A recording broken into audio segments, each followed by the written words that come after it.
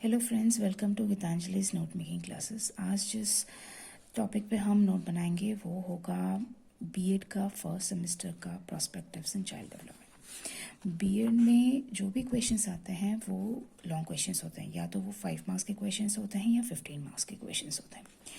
और मेरे friends photographic memory नहीं है, तो मुझे पहले जो होता है वो मुझे पूरी बुक पढ़नी पड़ती है। उसके बाद सैम्पल पेपर और बुक से मिला के मुझे नोट्स बनाने पड़ते हैं। और जिस तरह ये आप देख सकते हैं, मैंने नोट्स बनाए हुए हैं और फिर इन नोट्स को मैं बाद में पढ़ती हूँ और एग्ज़ाम के पहले भी मैं इसे प्रिपेयर करती हूँ। और शायद उसी की वजह से मेरे परसेंट हायर फर्स्ट डिवीज़न में मार्क्स रहे हैं और काफ़ी अच्छा रिज़ल्ट रहा है मेरा। होप कि आपको ये वीडियो अच्छा लगे, यूज़फुल हो आपके एग्जामिनेशन के लिए। चलो लेट्स स्टार्ट। चलिए फ्रेंड्स, हम शुरू करते हैं। फर्स्ट जो चैप्टर हम लिए हैं, बुक लिया है, वो है प्रोस्पेक्टिव इन चाइल्ड डेवलपमेंट। उसका जो फर्स्ट चैप्टर है वो है अप्रोचेस ऑफ ह्यूमन डेवलपमेंट। उसका जो फर्स्ट पोर्शन है वो है concept of growth, development and maturation. So इससे जो क्वेश्चंस आ सकता है वो हो सकता है एक्सप्लेन,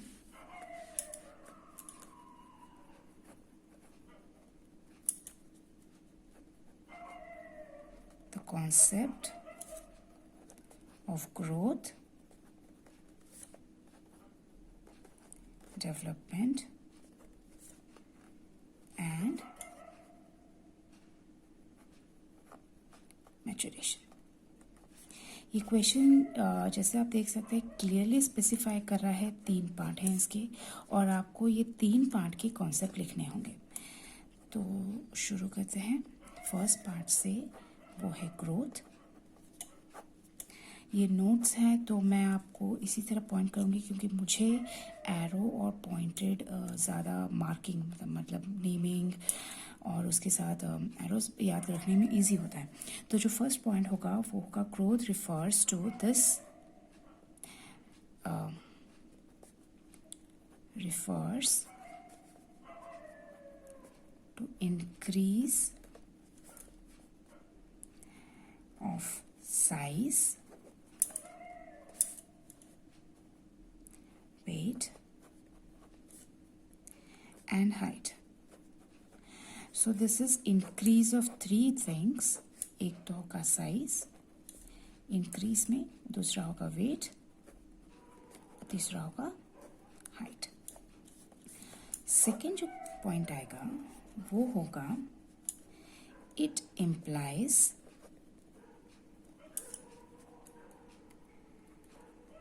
द ग्रोथ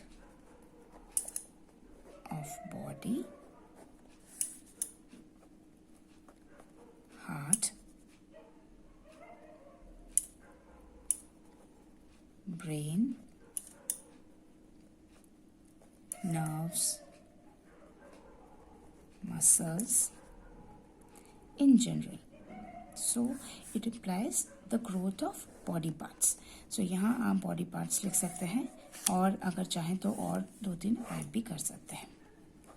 तीसरा जो है इम्पॉर्टेंट है, it is always observable and measurable।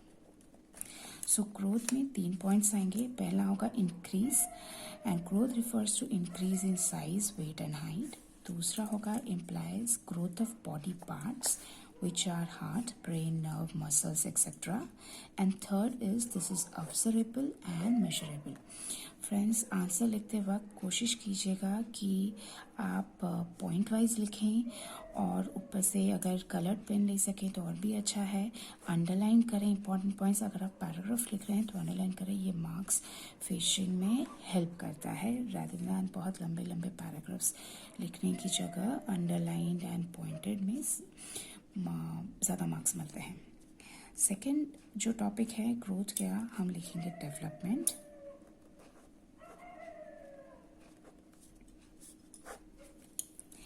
This refers to first point, it refers to change in structure form or shape, this is or, and information. So the refers to change of what? There are again three features: change of structure, form or shape, and change in information is related to development. Second जो point होगा इसका वो होगा it is a progressive series. It is progressive and patterned. एक particular pattern में होता है और प्रोग्रेसिव होता है. And third is it is unidirectional and always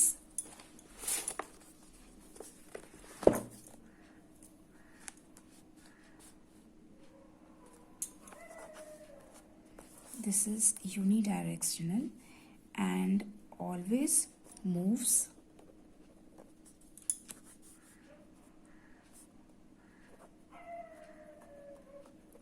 forward, not backward. So development में आपके जो फीचर्स आएंगे वो होगा चेंज कौन से चेंजेस होते हैं? स्ट्रक्चर का, फॉर्म का, दैट इज शेप का, और इन्फॉर्मेशन का. दूसरा होगा ये प्रोग्रेसिव होगा और पैटर्न होगा, एक पर्टिकुलर पैटर्न में जो जाता रहेगा. थर्ड होगा ये एक यूनिडायरेक्शनल है, एक ही डायरेक्शन में मूव करेगा और इसमें जो वो बैकवर्ड नहीं जाता. ये इम्पॉर्टेंट है. और एक पॉइंट भी होगा, दिस इज थर्ड पॉइंट. और जो फोर्थ पॉइंट होगा जो आप लिखेंगे वो होगा इट इज ऑब्जर्व्ड. सो आप इसे देख सकते हैं.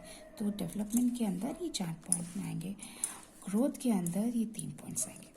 तो हमारा ग्रोथ हो गया, डेवलपमेंट हो गया. अब मैच्योरेशन की बारी आती है, तो वो होगा लास्ट का मैच्योरेशन टॉपिक. इसमें आपको डेफिनेशन थोड़ा याद रखना पड़ेगा. It means certain function are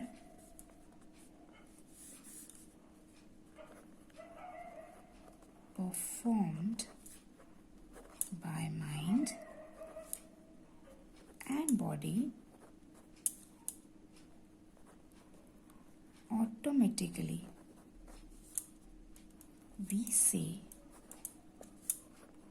that one has attained maturity. R-I-T-Y. Maturity. So, what is maturation? When certain functions are performed. कुछ चीज़ें ऑटोमेटिकली जब माइंड और बॉडी फंक्शन करना शुरू कर देता है तो हम कहते हैं कि the person has attended maturity. और इसमें जो पॉइंट आएंगे, point number 1, first point, it is a natural process. Second, it is linked to development, which is an effect of environment. So ये एक नेचुरल प्रोसेस है, उसके साथ ये लिंक्ड होता है डेवलपमेंट से, जो अफेक्टेड बाय एनवायरनमेंट होता है. Environment and conditions of young person. जिस कंडीशन में वो यंग पर्सन बढ़ रहा है, बच्चे बढ़ रहे हैं, उससे मैच्योरिटी लिंक्ड होता है डेवलपमेंट के थ्रू लिंक होता है। थर्ड पॉइंट है, in this learning process are dependent on two factors, और वो two factors हैं, one will be nature and second will be nurture, N-U-R-T-U-R-E, nurture। अब जब आपने इसे सिस्टमेटिकली लिख दिया, इसे भी आप पॉइंट वाइज करके लिखेंगे। लास्ट में आप नोट लिखिएगा आंसर का जो, और एक स्टार लगा दीजिएगा। कोशिश कीजिएगा ये अलग अलग पेन से लिखें, नहीं हो पाता तो अंडरलाइन करें, स्टार लगाएं, एरो मार्क्स लगाएं, जो हेल्पफुल होता है टीचर्स को पढ़ने के लिए। और वो सिर्फ टॉपिक्स देखते हैं, नाम देखते हैं, और उससे आपको बेटर मार्क्स मिलते हैं। ये आप लिखिएगा, good instructional